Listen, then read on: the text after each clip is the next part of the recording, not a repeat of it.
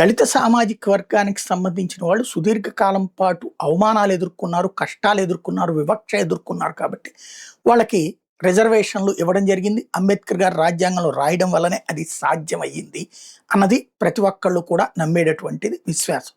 ఆ రోజు నుండి ఈ రోజు వరకు నడుస్తుంది.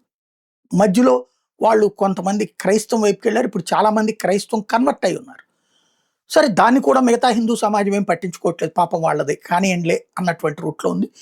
మిగతా వాళ్ళన్న మారకండి అంటూ బతిమలాడుతున్నది హిందూ సమాజం. ఇది నడుస్తుంది. దాంతో దళితుల్లో కూడా చైతన్యం వచ్చింది. ఇప్పటిదాకా వాళ్ళకి గ్రహించింది ఏంటి అంటే వాళ్ళ ఏరియాల్లో గుడి లేకపోవడం, బడి లేకపోవడం, పంతుళ్ళు వాళ్ళు పట్టించుకోకపోవడంతో పెళ్ళైనా శుభకార్యమైన అశుభకార్యమైన ఏదైనా సరే అలాంటి వాళ్ళు తమను పట్టించుకోకపోవడంతో అదే పాస్టర్ గారైతే వచ్చి చేస్తున్నారు కాబట్టి వాళ్ళ వైపు అడుగులు వేశారు.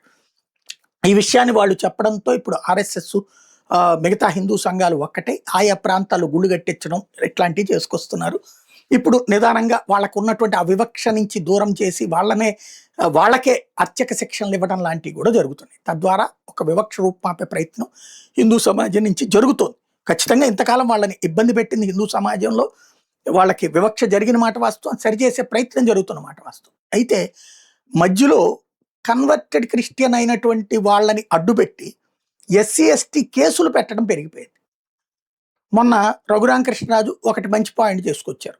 తన మీద అక్కడ ఎస్సీ ఎస్టీ కేసులు పెట్టే వ్యక్తి మీదన హ్యాబిచువల్ అఫెండర్గా అంటే ఎస్సీ ఎస్టీ కేసు పెట్టడం, బెదరేసి ఆ పైన డబ్బులు వసూలు చేసుకుంటూ చేస్తున్నటువంటిది సమాజం బాగా ఫేస్ చేస్తుంది. ఒక విరక్తి కలగడానికి కారణం ఈవెన్ న్యాయస్థానాలు కూడా అందులో గ్రహించినాయి.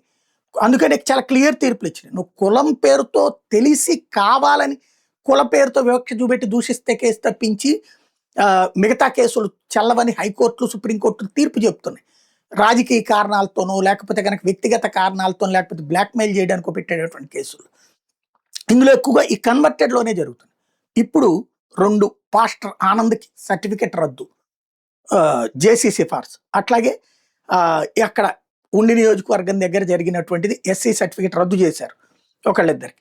అంటే కన్వర్ట్ అయిన తర్వాత నువ్వు క్రిస్టియానిటీ పాటిస్తూ చర్చికి వెళ్తూ నీ ఇంట్లో వాళ్ళు చనిపోయినప్పుడు క్రైస్తవ శ్మశాన వాటికలో సమాధి చేస్తూ మరొక వైపున ఎస్సీ రిజర్వేషన్ పొందుతున్నా అది కుదరదన్నటువంటిది కోర్టులు కూడా చెప్తున్నటువంటి దశ. కాబట్టి ఇక పైన ఊరికనే ఉత్తుత్తి ఎస్సీ ఎస్టీ కేసులు పెట్టినా లేకపోతే ఇట్లాంటి తప్పుడు కేసులు పెట్టేటటువంటి వాళ్ళు ఆలోచించుకోవాలి. దళిత సమాజంకి వివక్ష జరిగిన మాట వాస్తవం. ఆ వివక్ష నుంచి బయటకు తీసుకొచ్చే ప్రయత్నం ఇవాళ సమాజం చేస్తున్న మాట వాస్తవం. దళితులకి ఆ రిజర్వేషన్ కొనసాగాలంటే మతం మారకూడదు అన్నటువంటిది గుర్తుపెట్టుకోవాల్సిన అవసరం ఉంది. మతం మారిన వాళ్ళు వెనక్కి రావడం ఉత్తమం తప్పించి ఈ విధంగా చేయడం తప్పు. అలాంటి వాళ్ళని ఎంకరేజ్ చేసే వాళ్ళని కూడా దృష్టిలో పెట్టుకుని మిగతా దళిత సమాజం వాళ్ళని అడ్డుకోవాలి. ఇంకొకటి, నిజమైన దళితులు ఇప్పుడు అన్యాయం అవుతున్నారా కన్వర్టెడ్ అయినటువంటి వాళ్ళ అది దృష్టిలో పెట్టుకోవాలి.